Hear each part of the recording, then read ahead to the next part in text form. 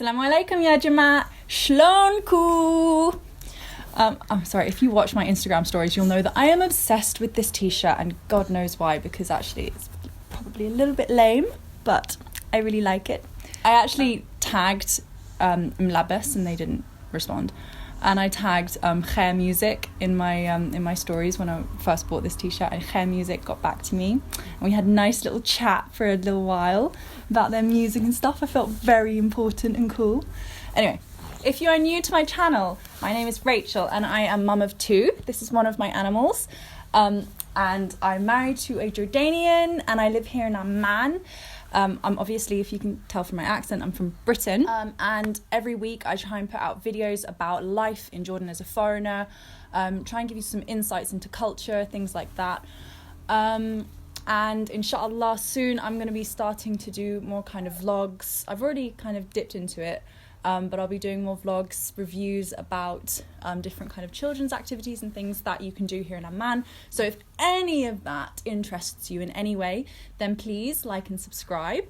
I'm trying to build this little community. Also, if you are interested in learning as much as you can about Jordanian life and Arab life and things, you should have a look in the comments section, because I get a lot of locals and Arabs leaving really interesting, detailed comments about their responses to my videos and their different perspectives, their kind of their experiences, and I learn so much through those comments. So have a look down there if you are interested in a more kind of comprehensive overview of life here.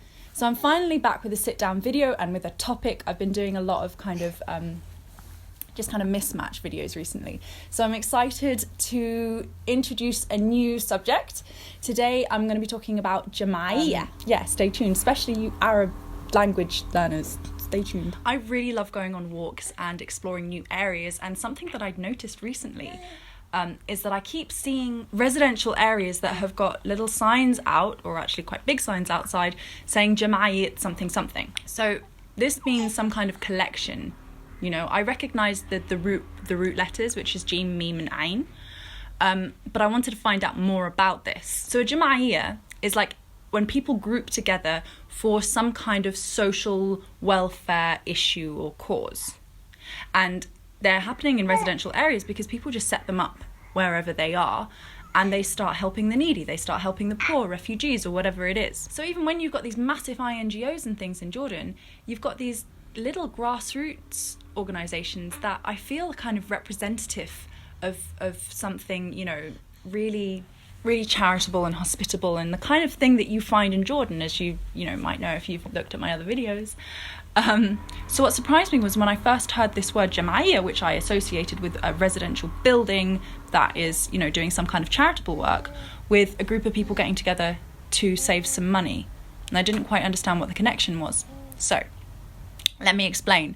What you do when you have a Jmaea is you get a group of people together, and every person will chip in a certain amount. You agree on this certain amount of money to chip into a box, and then you agree on how often you're going to withdraw the money from the box and the order in which the money is going to be withdrawn. Usually what happens with this is you put all your names in a hat and you draw them out individually, and that's the order in which you're going to withdraw the money. So if I haven't explained that properly, say 3 people each put in 5 dinars a month into the pot. Then every month, one person is going to withdraw 15 dinars. Now imagine 10 people each put 200 dinars into the box every month, and they withdraw every year.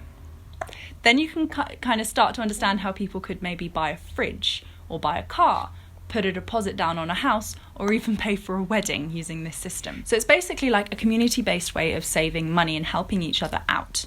It's kind of like basic welfare kind of thing going on. So for instance, I have a family member who needs some money quickly. You know, they can't pay their school fees or something. So I don't need money right now, but I'm very happy to contribute into the Jamaea so that they can withdraw the money first, and they get that big boost of money immediately. And then, you know, I'll put my name down right at the end because I don't need money right now, but, you know, in a few months or years' time, that could come in handy.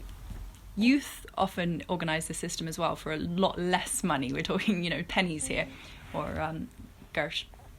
So for instance, I want to go out and buy a new toy car because it's the coolest new car, but I don't have any money. I need like 2.5 dinars really, really quickly. So what I'm going to do is I'm going to go to my friends and ask if they want to do a jamaea.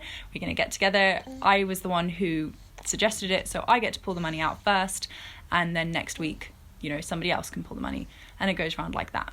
So it's every kind of scale that you can imagine. It happens with the big money, thousands and thousands of dinars, and it happens with pennies. Gersh.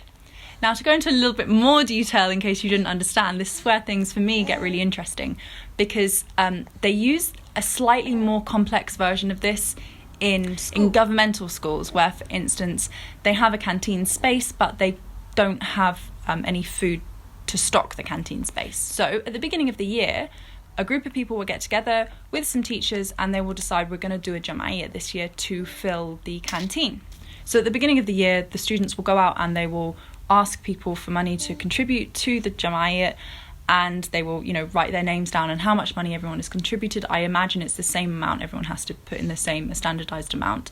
And then with that money, once they've collected all their money together, they will go and buy all the kind of rubbish that you fill a canteen with, like crisps and chocolate and all of that stuff. They'll go and buy it wholesale. So they'll buy it cheaper than you can buy it in the shops.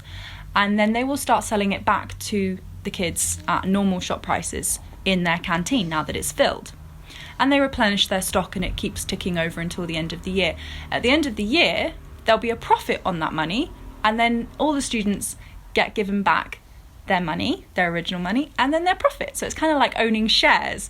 It's a really cute idea to make there be some kind of ownership over what they're doing, and it's, you know, it's very social. It's a very community-based kind of social thing to be doing, and it brings everyone together, and I really love the idea of it. So that was this week's topic, Jmaea. How cool is that? It's a really nice little system.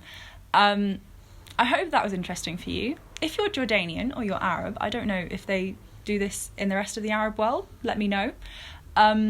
Then please tell me things that you've been able to buy using this system and how it's worked for you. But I would be really interested to hear, you know, have you been able to buy a car using this system? Have you been able to pay for surgery using this system?